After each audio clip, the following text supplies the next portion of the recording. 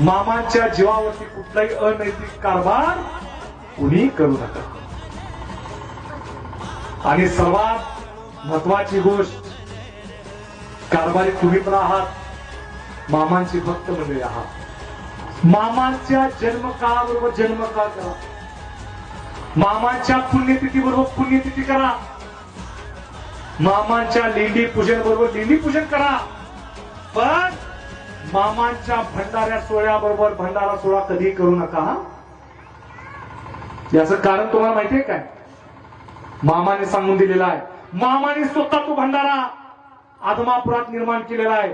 आणि त्या भंडाऱ्या सोहळ्याला समस्त मेडके, कारभारी, भक्त जे जे बाळूमांचे आहेत ते त्या पापमोचनी एकादशीला 3 दिवसाच्या सोहळ्याला आलेच पाहिजे. त्या भंडाऱ्याच्या बरोबर कधी भंडारा करू नका, नाहीतर ईर्षेचं तत्व निर्माण केल्यासारखं आहे.